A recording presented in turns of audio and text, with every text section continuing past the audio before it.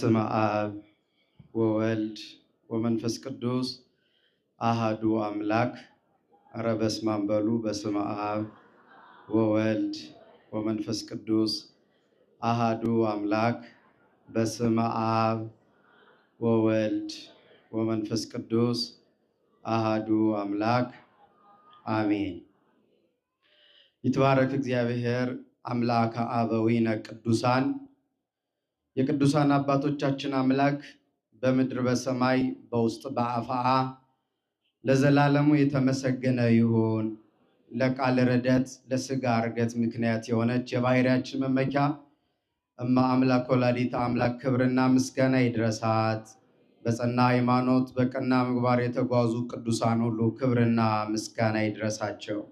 ለእናንተም ሊገባ በቅድሚያ ብፁዕ አባታችን ብፁዕ አቡነ ሳዊሮስ ክቡራን ሊቃውንተ ቤተ ክርስቲያን፣ የገዳማትና የአድባራት አስተዳዳሪዎች፣ በመርሃ ግብር መሪው በመምራችን በኩል ከነማዕረጋችሁ የተጠራችሁ ሁላችሁም በዚህ የተገኛችሁ በክርስቶስ አባቶቼ፣ እናቶቼ፣ ወንድሞቼና እህቶቼ በአምላካችን ፍጹም ሰላም እንደምን ከረማችሁ?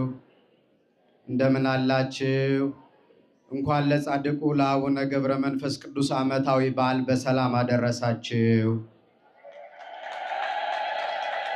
አሜን። እግዚአብሔር በምሕረቱ ጠብቆ ከመዓቱ ሰውሮ ይቅርታውን አብዝቶ በዚህ ቅዱስ ስፍራ ስለሰበሰበን ስለማይነገር ስጦታው ሁሉ ስሙ ለዘለዓለም የተመሰገነ ይሁን። እንደ እግዚአብሔር ቅዱስ ፈቃድ ለሚቀሩን ጥቂት ደቂቃዎች የእግዚአብሔርን ቃል እንማራለን። በማስተዋል ሆነን እንድናዳምጥ በሰማነውም እንድንጠቀምበት ማን ይርዳን? እግዚአብሔር ሁላችንንም ይርዳን።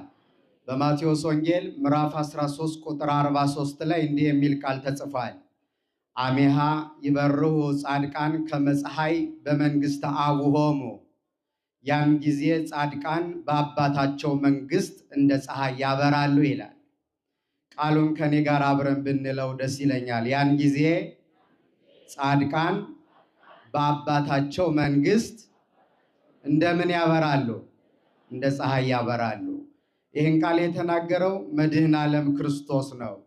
እንደሚታወቀው አምላካችን ከወዲህ ዓለም ወደዚህ ዓለም ሰውን ለማዳን መጥቶ ወንጌልን ሰርቶ አስተምሮ ሰዎች በጽድቅ ጎዳና እንዲጓዙ የቀናውን ጎዳና ሁሉ አሳይቷል። በዚህ ጊዜ ካስተማራቸው ትምህርቶች አንዱ ይሄ ነው። በምድር ላይ እግዚአብሔር በጎ ዘርን እንደዘራ፣ ከዚያ በኋላ ግን ጠላት መጥቶ በምድሪቱ ላይ እንክርዳድ እንደዘራ፣ እንክርዳዱን ሳይሆን በጎን ፍሬ ይዘው በምድር ላይ በጎ ፍሬ ያፈሩ ጻድቃን ደግሞ በአባታቸው መንግሥት ለዘላለም እንደ ፀሐይ ሲያበሩ እንደሚኖሩ አምላካችን በወንጌል አስተምሯል። የተወደዳችሁ ክርስቲያኖች፣ እንደሚታወቀው ክርስቲያኖች በምድር ላይ የሚኖሩበት ዋና ዓላማ ክርስቶስን አስደስተው እና አገልግለው ማለፍ ነው።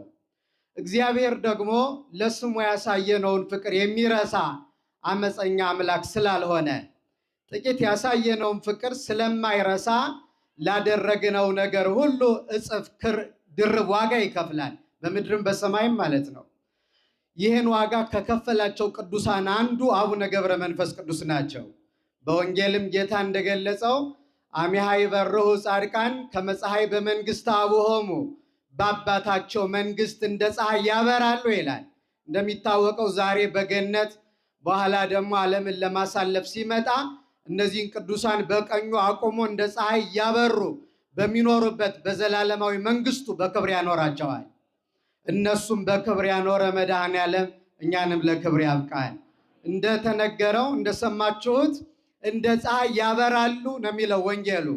እንደምናውቀው ፀሐይ ብዙ አገልግሎቶች አሏት። አንደኛ ቀዝቃዛ የሆነውን ዓለም የምታሞቀው ፀሐይ ናት። ቅዱሳን በፀሐይ ይመሰላሉ። በኃጢአት በድንቁርናና በክህደት የቀዘቀዘውን ሙቀተ መንፈስ ቅዱስ የተለየውን ዓለም በጽድቅ በሃይማኖት በበጎ ስራ የሚያሞቁ ስለሆነ ጻድቃን ፀሐይ ይባላሉ። ምን ይባላሉ? አረ ንገሩ፣ ምን ይባላሉ? ፀሐይ ይባላሉ። ምን ስለሚያኖር? የቀዘቀዘውን ልቡና በጽድቅ ያበራሉ። አሁን የነሱን ገርልና ዜና ሕይወት እየሰማን ለበጎነት፣ ለትህትና፣ ለንስሐ፣ ለቁርባን እግዚአብሔር ለማገልገል እንነሳሳለን። አሁንም ዛሬ በልባችን የቀዘቀዘብን ከምግባር የወጣን ጽድቅን የዘነጋ ነው እንደ ተጣለ ዕቃ የረሳነው ጽድቅን በጻድቁ አማላጅነት እግዚአብሔር ልባችን በጽድቅ ያሞቀልን። በእውነቱ አስተዋላችሁ ክርስቲያኖች? የጻድቃን አንዱ ጥቅማቸው ይሄ ነው። ሕይወታቸውን ስንሰማ እንበረታለን። ለካ እግዚአብሔርን በዚህ ደረጃ ማገልገል ይቻላል የሚለውን እንማርባቸዋለን። መምህሮቻችን ናቸው፣ አንረሳቸውም ጭምር። ሐዋርያው እንዳለው ተዘከሩ መኳንንቲክሙ ዘነገሩክሙ ቃለ እግዚአብሔር፣ የእግዚአብሔርን ቃል የነገሯችሁን ዋኖቿችሁን ቅዱሳንን አስቡ። ወንዘ ትሬዩ ሰናየ ግዕዞሙ ወተመሰሉ በሃይማኖቶሙ፣ የኑሯቸውን ፍሬ እየተመለከታችሁ በእምነት ምሰሏቸው። በምን ምሰሏቸው? በእምነት ምሰሏቸው ብሎ ሐዋርያው ስለተናገረ መምህሮቻችን ናቸው። ልባችንን በጽድቃቸው ያሞቁታል ማለት ነው። ሌላኛው እንደምናውቀው ፀሐይ ብርሃን ጨለማውን የምትገፍናት እንደምናውቀው አሁን ሌሊቱ አልፎ ብርሃኑ ለመምጣቱ ማረጋገጫው ምን ሲወጣ ነው? ደህና ዋላችሁ? ምን ሲወጣ ነው? ፀሐይ ሲወጣ ነው ጨለማው ማብቃቱን የምናውቀው። ስለዚህ አንዱ ቅዱሳን በምድር ላይ የበረታውን ጨለማ በጽድቃቸው የሚገፉ ፀሐዮቻችን ናቸው። እነሱ ባሉበት ጻድቃን ቅዱሳን ባሉበት ድንቁርና የለም፣ ክደት የለም፣ እግዚአብሔርን አላውቅም ብሎ መካድ የለም፣ ኃጢአት የለም፣ ክፋት የለም፣ ተንኮል የለም፣ ሴራ የለም። ይህ ሁሉ ጨለማ ይባላል። ክደት ጨለማ ነው፣ ኃጢአት ጨለማ ነው፣ ክፋት ተንኮል ጨለማ ነው። እነሱ ባሉበት ቦታ ሁሉ ክፋት የለም። ምን የለም? የእነሱን መንገድ እንድንከተል መድኃኔዓለም ይርዳን። የዓለምን ጨለማ የገፈፉ አስቀድመው ሐዋርያት፣ ቀደም ሲልም ነቢያት፣ በኋላም በየዘመናቱ የተነሱ ጻድቃን እና አቡነ ገብረ መንፈስ ቅዱስ በአራቱም አቅጣጫ በምስራቅ፣ በምዕራብ፣ በሰሜን፣ በደቡብ ዞረው በዓለም የነገሰውን የክደትና የድንቁርና የኃጢአት ጨለማ ገፈው ሰው ሁሉ ክርስቶስን ወደ ማመን ወደ ብርሃን እንዲመጣ አድርገዋል። ለዚህ ነው በወንጌል ያን ጊዜ ጻድቃን በአባታቸው መንግስት እንደምን ያበራሉ? እንደ ፀሐይ ያበራሉ የተባለው ፀሐዮች ስለሆኑ ሁልጊዜም በጸሎታችን እንደምትሰሙት እንደምትረዱት እንዲህ የሚል ቃል ተጽፎ እናገኛለን። አሁን ነገ ደብረ ዘይትን እናከብራለን። ጌታ ይመጣል። አይቀርም። ይቀራል እንዴ? አይቀርም። ዓለምን ለማሳለፍ ሲመጣ ጻድቃንን በቀኙ ኃጥአንን በግራ ምን ይላቸዋል? ያቆማቸዋል። ሲያቆማቸው በቀኝ ያሉትን ምን ይላቸዋል? ኑ እናንተ የአባቴ ቡሩካን ዓለም ሳይፈጠር ወደ ተዘጋጀችላችሁ ወደ እግዚአብሔር መንግስት ትገቡ ዘንድ ኑ አባቴ የመረቃችሁ ብሎ በፍቅር ቃል ይጠራቸዋል። ኃጥአንን በግራ ያሉትን ኃጥአን ደግሞ እናንተ አባቴ የረገማችሁ ከኔ ወግዱ፣ ለሰይጣንና ለመልእክተኞች ወደ ተዘጋጀው ወደ ዘላለም እሳት ሂዱ ይላቸዋል። እኛን ግን ኑ ከሚላቸው እንዲያደርገን ቅዱስ ፈቃዱ ይሆንልን። አሁን እንዲህ ካላቸው በኋላ ይላል ነጫጭ ለብሰው ጻድቃን ከእግዚአብሔር ጋር ወደ ዘላለማዊ ሕይወት ይሄዳሉ። የተነሱትም የሕይወት ትንሣኤ የክብር ትንሣኤ ነው።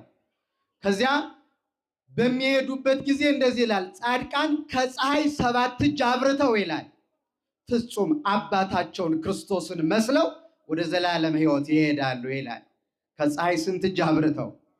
አሁን በዚህ ሰዓት ፀሐይ ላይ ያላችሁ አሁን ጥላ ያደረግነው ለምንድን ነው? አንደኛ ስለምታቃጥለን ነው አይደለ?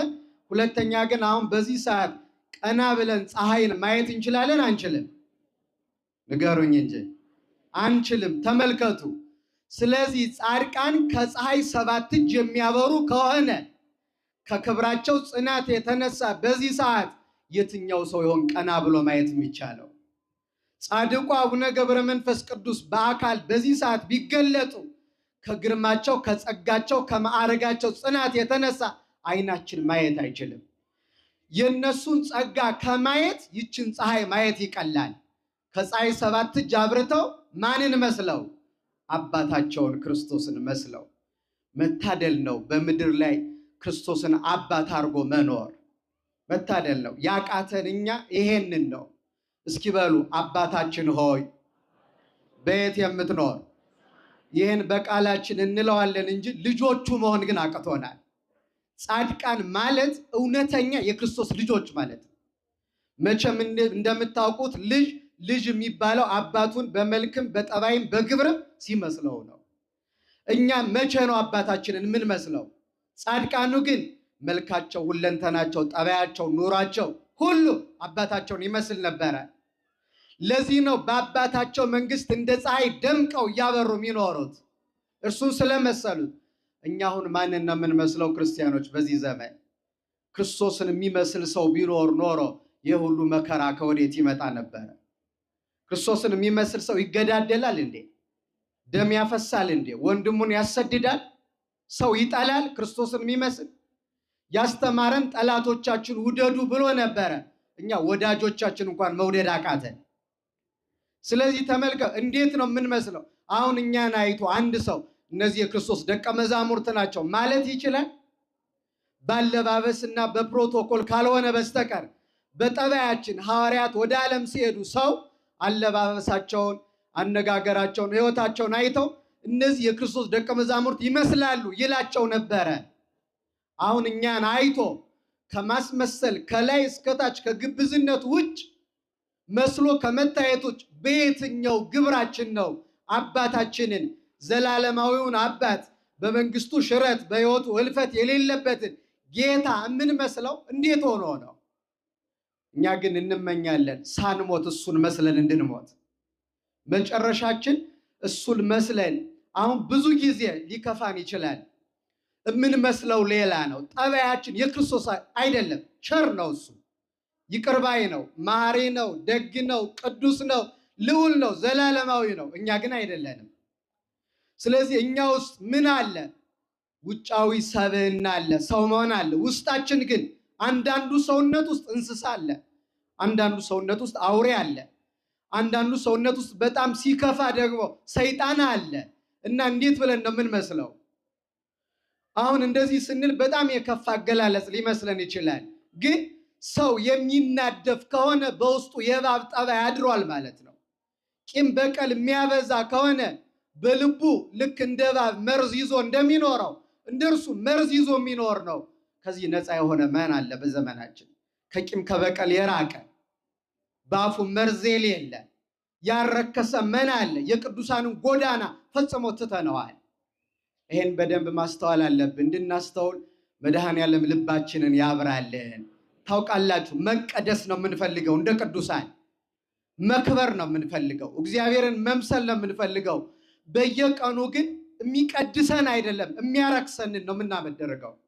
ፈሪሳውያን ጌታን በአንድ ወቅት እንዲህ ያሉት፣ ደቀ መዛሙርትህ የሽማግሌዎችን ወግ ትተዋል፣ ስርዓታቸውንም ጥሰዋል አሉት።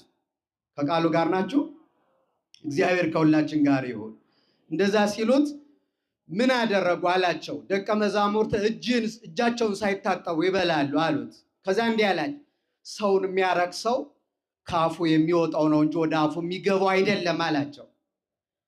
ያልተረዱ ሰዎች ስለ ጾም አድርገው ይጠቅሱታል። የጾም ጉዳይ አይደለም። ይሄ እጅን ታጥቦ ስለመብላት ስላለመብላት የተነገረ ነው።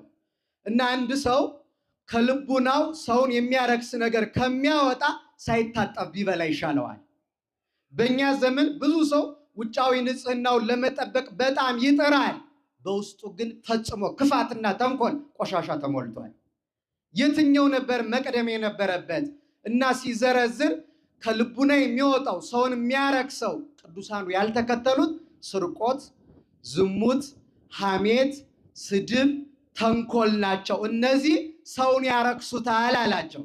አሁን ተመልከቱ ምዕመናን፣ ሰውን ስድብ የሚያረክሰው ከሆነ ከኛ መካከል የማይሳደብ ማን አለ? ሰውን ሐሜት የሚያረክሰው እንዳይቀደስ የሚያረገው ከሆነ ከመካከላችን የማያማማ ማን አለ? ለካ በሙሉ ረክሰናል ማለት እኮ ነው። መድኃኔዓለም በቸርነቱ በጻድቁ ጸሎት ለቅድስና ያብቃን፣ ከርኩሰትም ያውጣን። ስለዚህ ጻድቃን በአባታቸው መንግስት እንደ ፀሐይ ምን ይላሉ? አረ ንገሩኝ፣ ምን ይላሉ? ያበራሉ። እኛም እንደነሱ እንድናበራ ማን ይርዳን? ስለዚህ ፀሐይ እነዚህ ሁሉ ያሏት ናት። ሌላኛው ፀሐይ የምናውቀው በተፈጥሮዋ አንድ ነገር አለ። እሱ ብርሃን ሌሎቹ ፍጥረታት ማለትም ከዋክብትና ጨረቃ ብርሃን የሚወስዱት ከፀሐይ ነው። ከማን ነው የሚወስዱት? የከዋክብትና የጨረቃ የብርሃናቸው መገኛ ፀሐይ ናት። ተመልከቱ። ስለዚህ ቅዱሳንን ፀሐይ የምንላቸው ሌላው በምንድነው ካላችሁኝ ከነሱ ያለው ጸጋ በረከት ለኛ ተረፈ። ይውላችሁ በአማላጅነታቸው በቃል ኪዳናቸው ተማጽነን ገድላቸውን አንብበን በዓላቸውን አክብረን ከጸጋ በረከታቸው ለመሳተፍ አበቃን። እግዚአብሔር ስሙ የተመሰገነ ይሁን። ፀሐይ ብርሃኗ ለማን ተረፈ? ለጨረቃና ለከዋክብት። ቅዱሳንም ጽድቃቸው ለኛ ተረፈ። አማላጅነታቸው፣ ተራዳኢነታቸው፣ በጎነታቸው፣ ገድላቸው፣ መልካቸው፣ በዓላቸው፣ ቅዱስናቸው ሁሉ ለኛ ተረፈ። አያችሁ፣ እውነተኛ ጻድቅ እውነተኛ ክርስቲያን ለሌላው ይተርፋል፣ ለሌላው መጠለያ ይሆናል። አሁን እዚህ ዋርካው ስር ያላችሁ ተጠልላችኋል። የተጠለላችሁ ለማን ስለተረፈ ነው? ለኛ። ቅዱሳን እንደዚህ ናቸው። መጠለያ ብንጠጋባቸው በአማላጅነታቸው የሚያስጠልሉ የፍቅር ቅዱሳን ናቸው ቅዱሳኖቻችን። አሁን የኛን በዚህ አንጻር ተመልከቱት። እኛ አሁን ማንን እናስጠጋለን? የታደሉት ቅዱሳን መጠለያ ይሆናሉ። ሰው ከፀሐይና ከዝናብ ይጠለልባቸዋል እንደነዚህ ዋርካዎች። ያልታደለ ሰው ደግሞ ሲጠጉት እሾህ ሆኖ ያቆስላል፣ ያደማል። ከሚያቆስሉት ከሚያደሙት ሳይሆን ከሚያስጠልሉት ቅዱሳን እድል ፈንታችን መድኃኔዓለም ያርግልን። ስለዚህ ብርሃናቸው ብርሃኗ ለጨረቃና ለከዋክብት የሚተርፍ ነው ፀሐይ። ቅዱሳንም ይኸው ክብራቸው ደረሰ፣ ቃል ኪዳናቸው ደረሰ፣ ጸጋቸው ደረሰ። እነሱ ያን ሁሉ መከራ አግኝተው የተቀበሉትን ጸጋ እኛ ይህችን ሰዓት ቆመን ስማቸውን ጠርተን እንድናገኛት አደረገ እግዚአብሔር። ምን አይነት ቸር አምላክ ነው! ሊቁ ቅዱስ ዮሐንስ አፈወርቅ ምን አለ? እግዚአብሔር ከቸርነቱ የተነሳ ይላል መንግስተ ሰማያትን የምታህል ዓለም በቀዝቃዛ ውሃ እንድንገዛት አደረገ ይላል። መንግስተ ሰማያት ዓይን ያላያት ጆሮ ያልሰማት በሰው ልቡና ያልታሰበች እግዚአብሔር ለወዳጆቹ ለቅዱሳን ለአቡነ ገብረ መንፈስ ቅዱስ ያዘጋጃት ልዩ የብርሃን ዓለም ናት። በፍጹም ስለ ክብሯ መናገር አይቻልም። እጅግ በጣም የምትገርም ናት። ይህንን ሊቁ ሲገልጥ በዚህ ዓለም ስለሚነግስ ንጉሥ ዓለምን አንድ አድርጎ ስለሚገዛ ሀብት ስለማይጎርልበት የኢኮኖሚ ችግር የማይገጥመው ጠላቶቹ የሚገዙለት አገልጋዮቹ ሺህ ዓመት ንገስ የሚሉት የማያመው ምንም ችግር የማይገጥመው ሁሉን ማድረግ የሚቻለው ንጉሥ ታውቃላችሁ ይላል። እንዲህ ያለ ንጉሥ በዓለም የለም። ታውቃላችሁ ዓለም የሚገዛለት ማን አለ? በዚያ ላይ ደግሞ የኢኮኖሚ እጥረት የማይገጥመው ማን አለ? አሁን እንደዚህ ዓለም ጦር ሰብቆ መከራ የሚያየው እኮ በኢኮኖሚ ሽሚያ ነው። አንዱ እኔ ወስዳለሁ። ስለዚህ ዓለም ይሄ ጥያቄ አለበት። ብዙ ሰው ጋር ጤንነት የለም፣ እንደሚታወቀው ሁሉን ማድረግ የሚችል ሰው የለም ይልና እግዚአብሔር ጸሎቱን በቅዱሳን ጸሎት ሰምቶት ለመንግስተ ሰማያት የሚበቃ ሰው ማለት እንዲህ ያለ ሰው ነው ይላል። ምንም ሳይጎርልበት ህመም የለ፣ ሞት የለ፣ በሽታ የለ፣ ጠብ የለ፣ ክርክር ጭቅጭቅ የለም በመንግስተ ሰማያት። ስለዚህ እንዲያ ሆኖ የሚኖር ሰው ነው ይላል። እግዚአብሔር ግን ቸር አባት ስለሆነ ቸር አምላክ ስለሆነ ያችን ልዩ ዓለም እና አቡነ ገብረ መንፈስ ቅዱስ 562 ዓመት ሳይበሉ ሳይጠጡ ሳይተኙ ሳይለብሱ ያገኟትን ያችን ዓለም በጻድቁ ስም ቀዝቃዛ ውሃ ሰተን እንድናገኛት አደረገ። እስኪ አመስግኑት። በእውነቱ አስተውሉ ክርስቲያኖች። እግዚአብሔር ቸር አምላክ ነው፣ የፍቅር አምላክ ነው፣ ንፉግ አይደለም። ይችን ይቆጥራል፣ የቆምናትን እልል ያልናትን ይቆጥራል፣ ለስሙ የተገዛንበትን ሰዓት ይቆጥርልናል። እና ጻድቃን ቅዱሳን አባቶቻችን በአባታቸው መንግስት እንደምን ይደምቃሉ? አረ ንገሩ። እንደምን ያበራሉ? እንደ ፀሐይ ያበራሉ። እነዚህን ፀሐዮች የሰጠን አምላክ ምስጋና ይግባው። በእውነቱ ፀሐይ ከፍ ብላ ያለች ናት አይደል? ናት አይደለችም? ከፍ ብላ ነው የምትሮጥ፣ ዝቅ አትልም። ቅዱሳንም በሃይማኖት በምግባር በቅድስና በክብር በጸጋ በቃል ኪዳን ከፍ ያሉ ናቸው፣ ወርደው አይገኙም። ክርስትና ማለት ይሄ ነው። ጽድቅ ማለት ይሄ ነው። ሃይማኖት ማለት ይሄ ነው። ልዑላነ ምግባር ወሃይማኖት ናቸው። ብሩሃነ ሃይማኖት ወምግባር ናቸው። ለዚህ እኮ ነው ምድሩን የናቁት፣ የሚበላውን የሚጠጣውን ሀብቱን ንብረቱን የናቁት ክርስቲያን ከፍ ስላሉ ነው። እኛ ደግሞ በሚያልፈው በሚጠፋው የተጣላን መሬት ላይ ስለቀረን እኮ ነው። ክፉ ስራ ዝቅ ያደርጋል፣ መሬታዊ ያደርጋል። እግዚአብሔር የፈጠረን ከፍ ብለን እንድንበር ነበር። እንደምታውቁት በአውሮፕላን በሰማይ ላይ ስንበር በምድር ያለው ትልቁ እንኳን ጥቃቅን ሆኖ ነው የሚታየው አይደለም? ቤቱ ንብረት ሰውማ ጭራሽ አይታይም ከፍ ስንል። ስለዚህ ቅዱሳኑ ወደ ላይ በምግባር በሃይማኖት ከፍ ሲሉ የምድሩን ነገር ሁሉ ናቁት። ፀሐይ ሆኑ፣ ወደ ላይ ወጡ፣ ከላይ ሆነው አበሩልን። በእነሱ ብርሃን የእኛን ኃጢአት መድኃኔዓለም ይግፈፍልን በቸርነቱ። ስለዚህ ከፍ ያሉ ናቸው፣ የበሩ ናቸው። የተወደዳችሁ ክርስቲያኖች፣ በመጨረሻ ፀሐይ ሌላ አንድ ነገር አላት። ቅዱስ አትናቴዎስ ሐዋርያዊ የተባለ የቤተክርስቲያን አባት ፀሐይ ወደ ዓለም ስታበራ ይላል በመስቀል ምልክት ነው የምታበራው አለ። በምን ምልክት? ስለማናያት ነው እንጂ ከዚያ ካለችበት ከመስኮቷ ወደዚህ ስታበራ የመስቀል ምልክት ትሰራለች። ስለዚህ ቅዱሳንን በምድር ላይ ሕማሙን፣ መከራውን፣ ሞቱን፣ ስቃዩን፣ መገፋቱን መስቀል ተሸክመው መውደቁን እያሰቡ በመከራ ጸንተው አገለገሉት። እነዚህ ጻድቃን በአባታቸው መንግስት እንደ ፀሐይ ምን ይላል? ያበራሉ። በእውነቱ ከነዚህ ቅዱሳን አንዱ አቡነ ገብረ መንፈስ ቅዱስ ናቸው። ዜና ሕይወታቸውን አይደለም በዚህ ሰዓት እግዚአብሔር ረጅም ዘመን ቢሰጠን እንኳን ተናግረን አንጨርሰው። ከሰማይ ከዋክብት ከምድር አሸዋ የበዛ ገርልና ተጋድሎ ጽድቅ ስራ ያላቸው ናቸው አቡነ ገብረ መንፈስ ቅዱስ። ስለ ጽድቃቸው ብዛት አንቱ እያልን እንጠራለን። አባታችን ስለሆኑ ደግሞ አንተ ብንል ደግሞ እንዳይከፋቸው። እሺ አትሉም እንዴ? ክርስቶስንም አንተ እንለዋለን። አባታችን፣ አንተ መድኃኒታችን፣ ክብራችን እንለዋለን። ስለዚህ አቡነ ገብረ መንፈስ ቅዱስ ቅድም በገርሉ እንደሰማችሁ ጥቂት ከዜና ሕይወታቸው ለማንሳት ያህል እንዴት በምድር ላይ እንዳበሩ ለመዘከር ያህል ጥቂት ነጥቦችን ላንሳ። የመጀመሪያው አቡነ ገብረ መንፈስ ቅዱስ ከግብፅ ሀገር የተገኙ በተለይ በደቡባዊ ታችኛው ግብፅ ንሂሳ በምትባል መንደር የተወለዱ ደግ አባት ናቸው። የመጡበትን ሀገር ሳነሳ አንድ ነገር ሕሊናዬ ውስጥ ሁልጊዜ ይመጣል። ለምን ካላችሁ ኢትዮጵያውያን ምን አይነት ሃይማኖተኞች ነበሩ ቀድሞ እንድንል ያደርገናል። ለምን ነው ይሄን የማነሳው? ኢትዮጵያውያን የሚያምኑት በሃይማኖት ነው። እስኪ በምንድን ነው? በዘረኝነት አያምኑ። አሁን ግን እንደዚያ ነን። አሁን ተበለሻሽተናል። አሁን ምንም መልካችን ጠፍቷል። ነብዩ ኤርምያስ ኢትዮጵያዊ መልኩን ነብር ዥንጉርጉርነቱን ሊለውጥ አይችልም ብሎ ነበር። አሁን ግን ነብሩ አልለወጠም እንጂ እኛ ግን ተለውጠናል።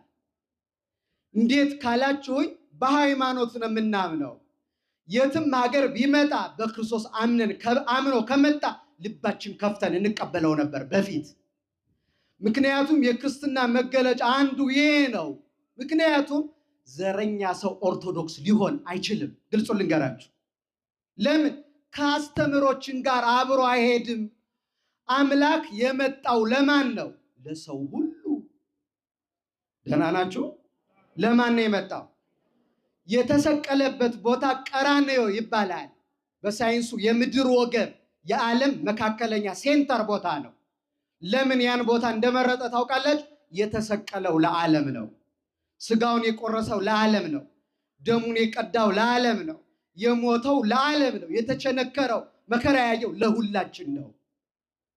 ስለኛ ነው የሆነው። ስለ ገሌ ወይ ስለ ገሌ አይደለም። ይህን ትምህርት ዘንግተነዋል። በዚህ ምክንያት ከጎኑ በፈሰሰው ውሃ ተጠምቀን ደሙን ጠጥተን ክርስቲያን ለመባል በቃል። የተጠመቅነው በአንድ ከጎኑ በፈሰሰው ቅዱስ ውሃ ነው። የጠጣነው መለኮታዊ ደሙን ነው። የበላነው ከአንድ ህብስት ስጋውን ነው። የለበስነው አንድ ክርስቶስን ነው። ጌጣችን፣ ክብራችን፣ ሞገሳችን መድኃኔዓለም ነው። ስለዚህ ሰው ዛሬ ምን ትምህርት አግኝቶ ነው? ሁላችን ሐዋርያው እንዳለው አንትሙ እለተጠመቀሙ ክርስቶስ ለበስክሙ እናንተ የተጠመቃችሁ ሁሉ ክርስቶስን ለብሳችሁታል ይላል። የኛ ልብስ ማን ነው? ክርስቲያን ቀደር ነው። ግን በእኛ ዘመን ቀደን እኔ ነኝ የምለብሰው።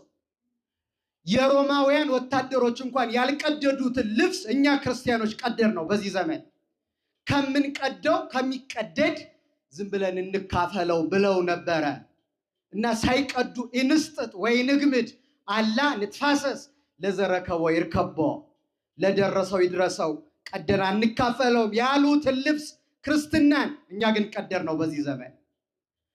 ስለዚህ ምን ልላችሁ ፈልጌ ነው፣ ብዙ ቅዱሳን ወደ ኢትዮጵያ ይመጡ ነበረ ለቅድስና ምቹ ሀገር ስለነበረች። ለገር ለትሩፋት አቡነ ገብረ መንፈስ ቅዱስ ከግብፅ መጡ።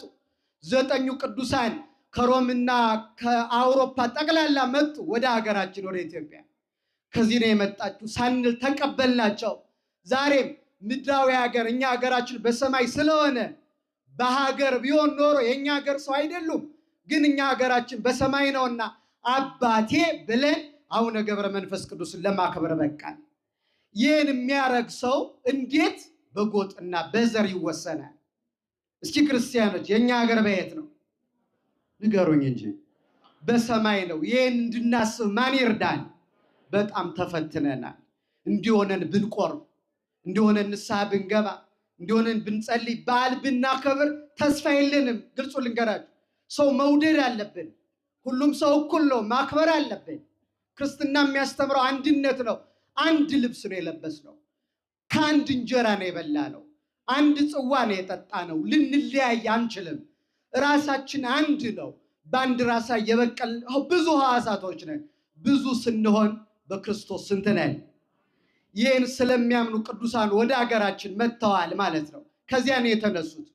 ወላጆቻቸው ስምዖንና አቅሌስያ አባትና እናታቸው ደጋጎች፣ በእግዚአብሔር ፊት ያለ ነውር እና ያለ ነቀፋ የሚሄዱ ጻድቃን ነበሩ ይላል። በእርግጥም ጻድቃን ባይሆኑ ያለ ነውር ባይኖሩ ኖሮ በእግዚአብሔር ፊት ጻድቃን ባይሆኑ ይህንን ከምድር ከሰማይ የገዘፈ ጻድቅ አባ ገብረ መንፈስ ቅዱስ እንዴት አድርገው ይወልዱት ነበረ? በእኛ ዘመን ክርስቲያኖች ብዙ ሰው ልጅ አጣው እያለ ያዝናል። በጣም ብዙ ሰዎች በየቤተ ክርስቲያኑም ስለት እንሰማለን። ልጅ አልነበረኝም መድኃኔዓለም ልጅ ሰጠኝ፣ ጻድቁ ልጅ ሰጡኝ የሚለው ሰው በጣም ብዙ ነው። አንድ ነገር ግን ረስተናል። የቀደሙት ቅዱሳን ልጅ አልኖራቸው ሲል እግዚአብሔርን የሚለምኑት ልጅ ስጠኝ ብቻ ብለው አይደለም፣ ያንተን ስም የሚጠራ ወላጆቹን የሚያከብር ሰውን የሚያፍር እግዚአብሔርን የሚፈራ ልጅ ስጠኝ፣ ያለዚያ ግን ማይጸኔን ዝጋው ይሉ ነበረ። አያችሁ፣ ይህ ነው የጽድቅ ምልክት።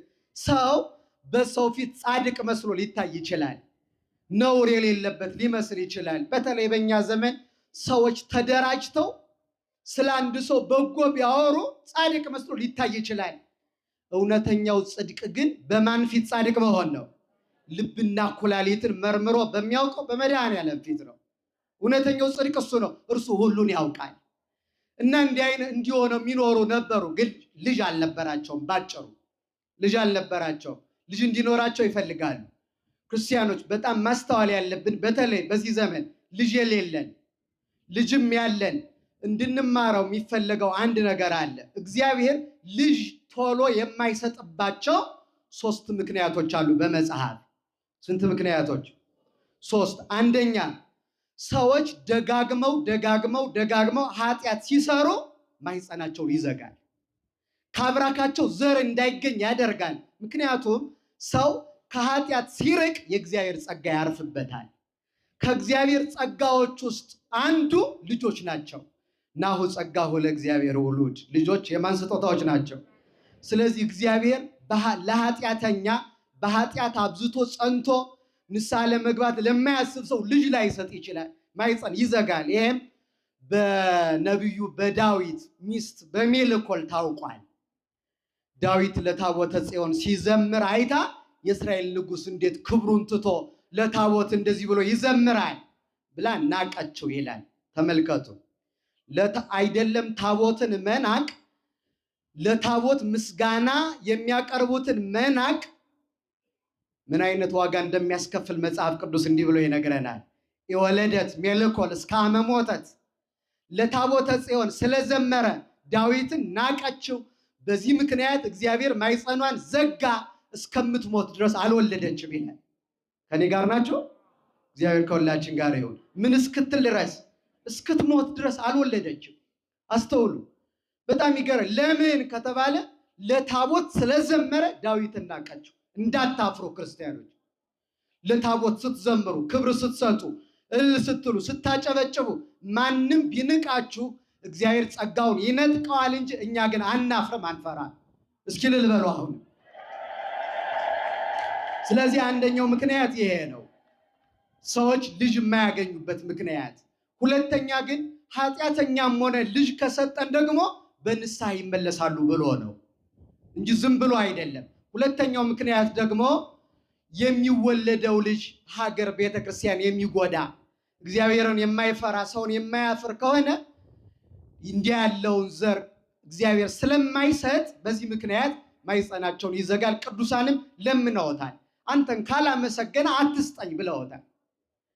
እውነት ነው። በእኛ ሀገርም እንደዚያ ቢሆን ኖሮ አሁን የምናያቸው ጥፋቶች አይፈጠሩም ነበር እውነት ለመናገር። የመጨረሻው ግን እግዚአብሔር ስለሚሰጠው ደግ ልጅ ብሎ እንደማን? እንደ አቡነ ገብረ መንፈስ ቅዱስ። በብሉይ ኪዳን እንደ አብርሃምና እንደ ሳራ ልጅ እንደ ይስሐቅ ያለ፣ ዝቅ ብሎ ደግሞ ጌታን እንዳጠመቀው እንደ ዮሐንስ መጥምቅ። ከዚያ ቀጥሎስ ደግሞ የዓለማትን ፈጣሪ የወለደችውን እመቤታችን የወለዱ ማንና ማን? ሐናና ደክሟችሁ ነው ግን ድምጻችሁ አይሰማም። ማንና ማን? ሐናና ኢያቄም። እንደነሱ ስለሚሰጠው ውድ ስጦታ ብሎ እግዚአብሔር ጥቂት ያዘገያል። የሚሰጠን ሰው ደግ ከሆነ ስምዖንና ቅሌስያንም ስለሚሰጣቸው ክብሩ ይላል ከሰማይና ከመሬት ስለሚበልጠው ክብሩ ከሚካኤልና ከገብርኤል ጋር ከነቢያትና ከሐዋርያት ጋር የተካከለ በክብር ልጅ ስለሚሰጣቸው አዘገየባቸው። ለ30 ዓመት ያህል ልጅ ሳትወልድ ኖረች። አንድ ቀን በተለይ ሌሎቹ ፍጥረታት ርግቦቹ፣ ጅቦቹ እንኳን ሳይቀሩ ልጅ ወልደው ስታይ ከሥላሴ ፊት ቆማ ፈጣሪ እንዴት ያለ ዘር ታስቀረኛለህ? አንተን የሚያመሰግን ልጅ ስጠኝ፣ ግን በንጽሕና ያጌጠ ሃይማኖቱን የሚጠብቅ አንተን የሚፈራ ለዓለም አባትና አብነት የሚሆን ሰው የማይሰናከልበት ልጅ ስጠኝ ብላ ሥላሴን ተማጸነች። ያኔ የሥላሴ ስዕል ዘንበል ብሎ ጸሎትሽን ተቀብዬልሻለሁ አላት እናቱን። የእግዚአብሔር ስም የተመሰገነ ይሁን። በዚህ ምክንያት አሁን እኛ የምናከብረውን ቅድም የነገርኳችሁን ጻድቁን ወለደች ማለት ነው። እኔ የሚያስደንቀኝ የአቡነ ገብረ መንፈስ ቅዱስ ሕይወትና ኑሮ እንደምን ያለ እንደሆነ እንዴት አድርገን ልንገልጸው እንችላለን? ሰው ሆኖ ተፈጥሮ እንዲህ ሆኖ ይኖራል። አትደነቁም? አይገርማችሁም? በሰጠው ዘመን 562 ዓመት ሙሉ እግዚአብሔርን እያገለገሉ መኖር ምን አይነት መታደል ነው!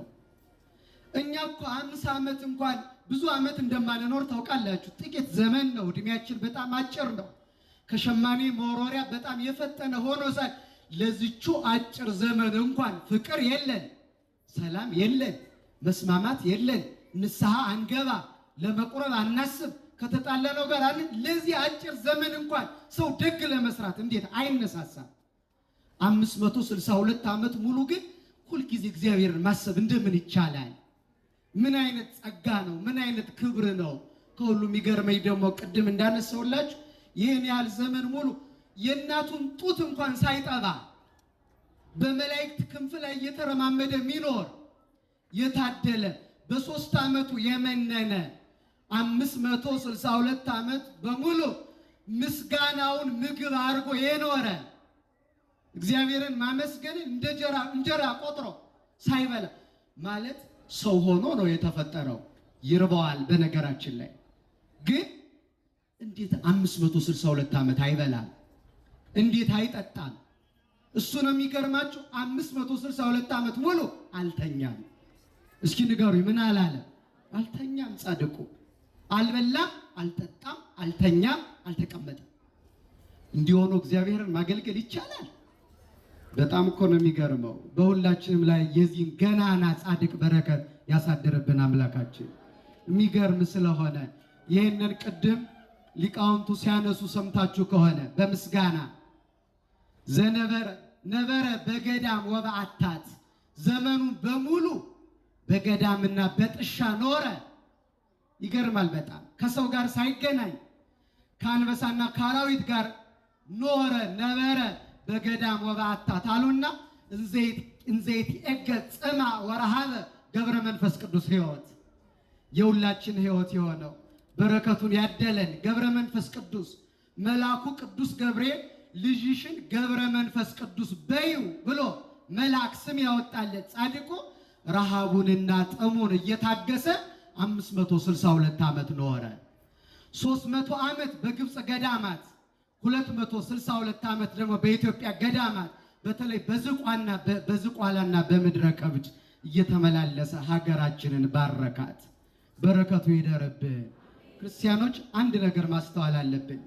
በዚህ ሁሉ ሁኔታ ውስጥ ሆነን ይችን ሀገር እነዚህን የመሰሉ ቅዱሳን በኪደተ እግራቸው ተረማምደው ባይባርኳት ኖሮ ዛሬ ታሪክ ሆነን ቀርተን ነበር።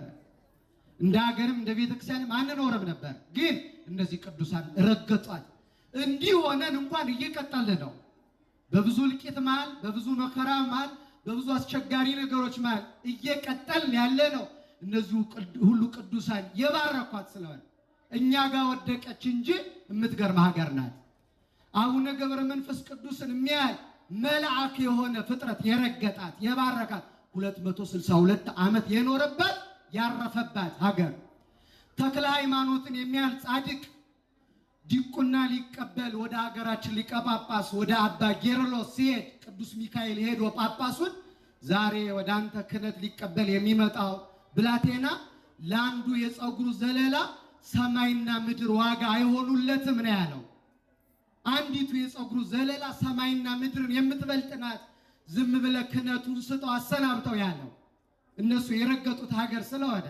እሱ ብቻ አይደለም፣ ጌታ የተሰቀለበት ቅዱስ መስቀሉ፣ ታቦተ ጽዮን፣ ሌሎቹም መጀመሪያ ቅዱስ ሉቃስ የሳላት ምስለ ፍቁር ወርዳ የእመቤታችን ስዕል፣ የጌታ አክሊለ ሦክ፣ ጎኑን የተወጋበት ጦር እና የቅዱስ ጊዮርጊስን ጨምሮ የ26 ሰማዕታት አጽም ሀገራችን ላይ ስላለ በዚህ ውስጥ ሆነንም ይኸው ለምስጋና በቃን። እግዚአብሔርን አመስግኑት በእውነት። ስለዚህ እንዘይት የገስ ጽና ወረሃበ ገብረ መንፈስ ቅዱስ ሕይወት ይህን ሁሉ ዘመን ረሃቡና ጥሙን በክርስቶስ ፍቅር ታግሶ ኖረ። እሱ ብቻ እንዳይመስላችሁ ነበረ በገዳም ወበዓታት እንዘይለብስ ፀጉረ ከመ እንስሳ ወአራዊት። ይሄን ያልነገርኳችሁ ቅድም አልበላም፣ አልጠጣም፣ አልተኛም፣ አልለበሰም። እግዚአብሔር ከሰውነቱ ፀጉር አብቅሎለት ፀጉሩ ልብስ ሆኖት 562 ዓመት ያለ ምግብ ያለ መጠጥ ያለ ልብስ ለሰው መሰረታዊ የሚባሉት ነገሮች እንኳን ሳይኖሩት ምግብ፣ መጠጥ፣ ልብስ፣ መጠለያ፣ ማደሪያ ይሄ ሁሉ ሳይኖረው እግዚአብሔርን አገለገለ። በረከቱን ያሳደረብን በእውነት። ስለዚህ እንዘይለብስ ፀጉረ ከመ እንስሳ ወአራዊት። አሁን አራዊት ልብስ የላቸው፣ እንስሳትም ልብስ የላቸው። ከሰውነታቸው እግዚአብሔር ፀጉር አብቅሎ ያ ልብስ ሆኗቸው ይኖራል። እንደዚህ አርጎ አኖረው። ምን ይሳነዋል? መድኃኔዓለም እንዲህ አርጎ ማኖር ይቻለዋል። እሱ ብቻ አይደለም፣ እንዘይትዔዘዙ ሎቱ ከመ አግብርት ግሩማን አናብስት ወአናምርት። እነዚያ የሚያስፈሩት አራዊት አንበሳና ነብሮች 60 አንበሳ 60 ነብር በግራና በቀኝ እያጀቡት እንደ ባሪያ እንደ አገልጋይ ትቢያውን እየላሱ 562 ዓመት በተለይ ወደ ኢትዮጵያ ሲመጣ እነዚህ አንበሶች እና ነብሮች እያጀቡት መጣ። በጣም ይደንቃል። አኮ ዘነበረ ከመሰብ አላ ረሰይ ንብረቶ ከመ መላእክት። እንደ ሰው አልኖረም፣ እንደ መልአክ ኖረ እንጂ። ምክንያቱም መልአክ አይበላ፣ መልአክ አይጠጣ፣ መልአክ አይለብስ፣ መልአክ አይደክመው። ግን ይገርማቸዋል፣ እንደ መልአክ ኖሮ እንደ ሰው ሞተ። ይህን ጸጋ እግዚአብሔር ለማን ሰጥቶታል? በእውነቱ በጣም ይገርማል። የተወደዳችሁ ክርስቲያኖች፣ ከሁሉ በላይ የመጨረሻውን ላንሳና ሐሳቤ ልጠቅልል። እግዚአብሔር ለተገዙለት እንደዚህ አሁን ታውቃላችሁ፣ እኛ አሁን አንበሳ ቢመጣ እንሮጣለን አይደለም? ነብር ቢመጣ ጅብ ቢመጣ እንሮጣለን ይበሉናል እኛን። ጻድቃኑን ግን አጀቧቸው ትቢያቸውን ላሱ። እግዚአብሔር ሰው በመሆኑ ለሰው የገዥነትን ጸጋ መመለሱ የታወቀው በእነዚህ ቅዱሳን ነው። ማለት ቀድሞ አዳም በገነት እያለ አንበሳውና ነብሩ እየሄዱ ትቢያውን ይልሳሉ፣ ይሰግዱለት ነበረ። ኃጢአት ሲሰራ እና ያከብሩት ይሰግዱለት የነበሩ አራዊት ሊበሉት መጡ። ዛሬ አውሬ የሚበላን ትናንት በሰራነው ኃጢአት ምክንያት እንጂ ይገዙልን ነበረ። በኋላ እግዚአብሔር ሰው የሆነው ለምንድን ነው ካላችሁ ይሄን ያጣነውን ጸጋ ለመመለስ ነው። የገዥነት በእንስሳት በአራዊት ላይ በግሩማን አራዊት ላይ ያለንን ስልጣን ሊመልስልን ነው የመጣ። ለመመለሱ አንዱ ማስረጃ ማናቸው? አቡነ ገብረ መንፈስ ቅዱስ። ለምን እኛን የሚበላው አንበሳ ለሳቸው ይሰግዳል፣ ትቢያቸውን ይልሳል። እኛን የሚበላው ነብር በሚገርም ሁኔታ ትቢያቸውን ይልሳል፣ ይሰግዳል። እግዚአብሔር ጸጋውን መመለሱ በዚህ ታወቀ። የተወደዳችሁ ክርስቲያኖች እኛ እንደነሱ እንኳን ባንሆን አንበሳ ነብር ባይገዛልን ግን ከነዚህ ከአውሬና ከአንበሳና ከነብር ፍርሃት የምንወጣበት አንድ እድል አለን። ዮሐንስ አፈወርቅ ኃጢአት ከአንበሳና ከነብር የሚከፋ ክፉ አውሬ ነው ይላል። ኃጢአት ከማንና ከማን? ከአንበሳና ከነብር የሚከፋ ኃጢአት ነው። እንደነሱ ተአምር ካልተደረገልን አንልም። ወዴት ደርሰን ከቅድስናቸው እሱን አንጠብቅም። እኛ ግን አንድ ነገር ልንገራችሁ፣ ተአምር ግን በእኛ ህይወት መስራት እንችላለን። እሱ ምንድነው ካላችሁ አንበሳ ነብር እንዳይበላን እያየን እንዳይበላን የምንፈልግ ከሆነ ከኃጢአት እንራቅ፣ ንስሐ እንግባ። ሊቁ ምን ይላል? አንበሳና ነብር ቢመጣ ስጋችሁን ይበላል፣ ነፍሳችሁን ግን አይበላም። ኃጢአት ግን ነፍሳችሁንም ስጋችሁንም የሚበላ ክፉ አውሬ ነው ይላል። ስለዚህ አንድ ታምር በእኛ ዘመን አሁን አንድ ሰው የሞተን ሰው ቢያስነሳ፣ እጁን የተቆረጠን ሰው እጅ ቢሰጠው፣ እግር የሌለውን ሰው እግር ቢያድለው፣ መናገር የማይችለውን ሰው እንዲናገር ቢያደርገው እናደንቃለን በጣም በእኛ ዘመን። ግን ይህ አያስደንቅም። ሌላ ተአምር ግን መስራት እንችላለን። ምን ካላችሁ በኃጢአት ሙተናል። ሁላችንም ንስሐ ከገባን ራሳችንን በንስሐ ከሞት አስነሳን ማለት ነው። ምጽዋት ሰጥቶ የማያውቅ ሰው እጁን ለድሃ ከዘረጋ እጁ ተፈውሷል ማለት ነው። ቤተ ክርስቲያን ሄዶ የማያውቅ ገዳማት የማይሳለም ቆሞ የማያስቀድስ ሰው ይህን ቢያደርግ እግሩ ተፈወሰ ማለት ነው። ምስጋናና የማያመሰግን የማይጸልይ ሰው ቢያመሰግን ዲዳ የነበረው ሰው ተናገረ ማለት ነው። ንስሐ ገብተን ከኃጢአት ርቀን ለእንዲህ አይነት ተአምር እንድንበቃ መድኃኔዓለም በቸርነቱ ይርዳን። 562 ዓመት ኖሮ በምድር ላይ የእናቱንም ጡት ሳይጠባ በመጨረሻ የሚያርፍበት ጊዜ ሲደርስ አምላካችን ሰራዊተ መላእክትን ሊቃነ መላእክትን አስከትሎ በዛሬው ቀን መጣ። በዕለተ ዓርብ መጋቢት 3 ቀን ጥቂት ታመመ ሰው እንደመሆኑ። ከዚያ ቅዳሜ መጋቢት 4 ለመጋቢት 5 ሌሊት የሚያርፍበት ጊዜ ስለደረሰ እግዚአብሔር መላእክት ሊቃነ መላእክትን በግብር የሚመስላቸውን እንደ መልአክ ስለኖረ ዘመዶቹ በሙሉ መጡ። ሰራዊተ መላእክት መጡ።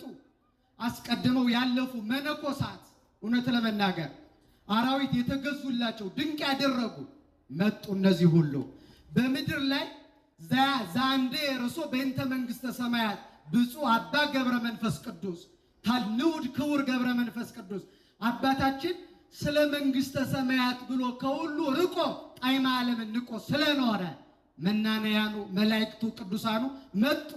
እሱ ብቻ እንዳይመስላችሁ ዛጥሬ ንዴተ ከመ ሐዋርያት እንደ ሐዋርያት መቸገርን፣ መራብን፣ መጠማትን፣ መታረዝን፣ መንከራተትን መርጦ ስለኖረ ወትረ ትጋሃ ከመ መላእክት ሳያንቀላፋ በጣም ይደንቀኛል። ገድሉ ላይ ምን እንደሚል ታውቃላችሁ ክርስቲያኖች? ሳያንቀላፋ ሌሊት 40 ጊዜ 150 ዳዊት ይጸልይ ነበር ይላል። ስንት ጊዜ?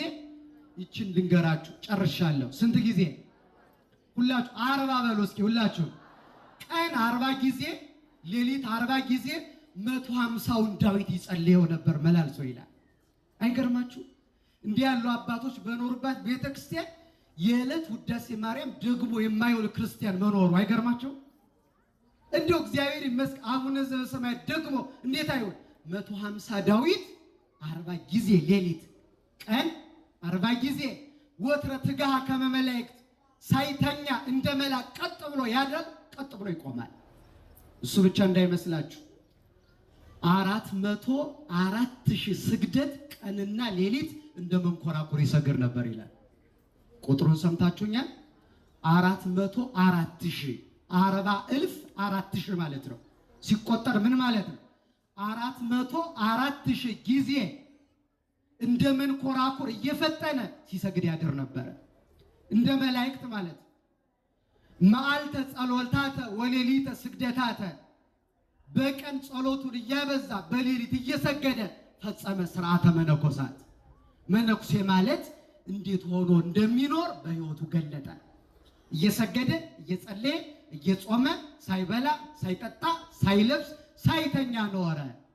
አይረፈ በክብሮ በስብሐት። በዚህ ምክንያት መላእክት በምስጋና ታጅበው መጥተው በደስታ በዛሬው ሌሊት በመንፈቀ ሌሊት ነፍሱ ከስጋው ተለይታ በዚያ በአባቱ መንግስት እንደ ፀሐይ ሊያበራ ወደ ሰማያት ሄደ። ለሱ የሰጠውን ጸጋ በመጠኑ ለኛ ያድለን፣ በረከቱን ያሳድርብን። እግዚአብሔር ይስጥልን።